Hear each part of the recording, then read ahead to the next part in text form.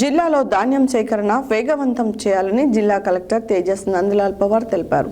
మంగళవారం కోదాడ మండలం తమ్మెర బండపాలెం గ్రామంలో ఏర్పాటు చేసిన ధాన్యం కొనుగోలు కేంద్రాన్ని జిల్లా కలెక్టర్ పరిశీలించారు. ఈ సందర్భంగా కలెక్టర్ మాట్లాడుతూ జిల్లాలో వ్యవసాయ శాఖ అంచనా ప్రకారం 4 లక్షల మెట్రిక్ టన్నుల ధాన్యం కొనుగోలు కేంద్రాలకు వస్తున్న అంచనా మేరకు జిల్లా వ్యాప్తంగా 340కి పైగా కొనుగోలు కేంద్రాలను ఏర్పాటు చేసినట్లు తెలిపారు.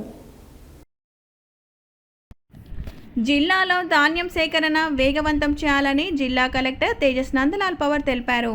మంగళవారం కోదాడ మండలం తమ్మర బండపాలెం గ్రామంలో ఏర్పాటు చేసిన ధాన్యం కొనుగోలు కేంద్రాన్ని జిల్లా కలెక్టర్ పరిశీలించారు.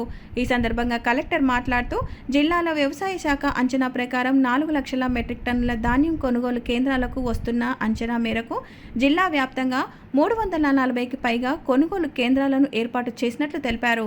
ఇప్పటి వరకు 25,000 మెట్రిక్ టన్నుల పైగా ధాన్యం కొనుగోలు చేయడం జరిగిందని, సోమవారం ఒక్కరోజే 8,900 మెట్రిక్ టన్నుల ధాన్యం కొనుగోలు చేసినట్లు వివరించారు. గతంలో రోజుకు 5,000 మెట్రిక్ టన్నుల ధాన్యం కొనుగోలు చేస్తుండగా వరి కోతలు ఎక్కువ కావడంతో ధాన్యం కొనుగోలును వేగవంతం చేశామని, రోజుకు 10,000 మెట్రిక్ టన్నుల ధాన్యం కొనుగోలు చేసేలా ప్రణాళికలు సిద్ధం చేసినట్లు తెలిపారు.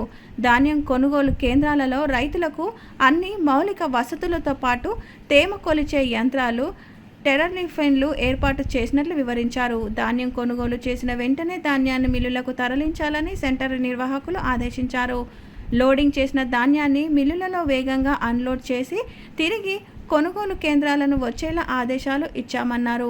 కొనుగోలుకు అనుగుణంగా లారీలను ఏర్పాటు చేయాలని, అవసరం అయితే లారీల సంఖ్య పెంచాలని అధికారులను ఆదేశించారు.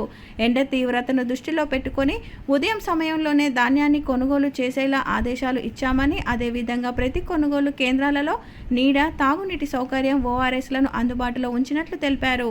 వాతావరణ మార్పుల దృష్ట్యా అకాల వర్షాలతో రైతులకు ఎలాంటి ఇబ్బందులు కలగకుండా పకడ్బందీగా చర్యలు చేపట్టామని తెలిపారు.